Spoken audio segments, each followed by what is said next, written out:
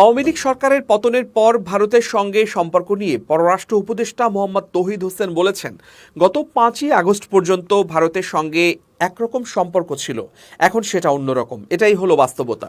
এই বাস্তবতার নিরিখেই আমাদের ভারতের সঙ্গে সম্পর্ক বিনির্মাণ করতে হবে এবং সেটা কন্টিনিউ করে যেতে হবে। শনিবার দুপুরে নর্থ সাউথ বিশ্ববিদ্যালয়ে বাংলাদেশ ভারত সম্পর্ক প্রত্যাশা, প্রতিবন্ধকতা এবং ভবিষ্যৎ শীর্ষক সেমিনারে একথা বলেন তিনি বলেন, আমার বিশ্বাস ভারত পরিবর্তিত পরিস্থিতিতে বাংলাদেশের সঙ্গে সম্পর্ক কিভাবে এগিয়ে নিতে হবে সেটা অবশ্যই উপলব্ধি করবে। ইতোমধ্যে হয়তো ভারত সেটা করছেও।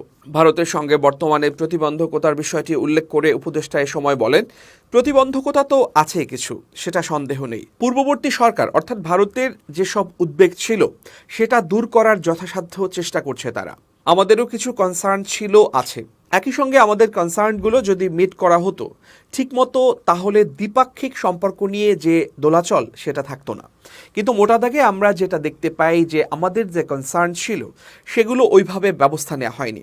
বাংলাদেশ ভারত সম্পর্কের বিষয়ে পররাষ্ট্র উপদেষ্টা মোহাম্মদ তৌহিদ হোসেন বলেন, সম্পর্ক তো একদিনের, এক বছরের বা এক যুগের নয়, এটা বেশি সময়ের ব্যাপার। সবসময় একরকম যাবে এমনটাও কথা নেই। তিনি আরও বলেন, আমরা আশাবাদী হতে চাইব, আমরা একটা ভালো সম্পর্ক প্রতিষ্ঠা করতে পারব যাতে দুই পক্ষের স্বার্থ সংশ্লিষ্ট হয়। সীমান্ত হত্যা নিয়ে উপদেষ্টা বলেন, আমি সবসময় খুব শক্তভাবে বলেছি, এমনকি যখন সামনাসামনি ভারতের সঙ্গে আলোচনা হয়েছে তখন বলেছি এটা কোনো অবস্থাতেই গ্রহণযোগ্য নয়।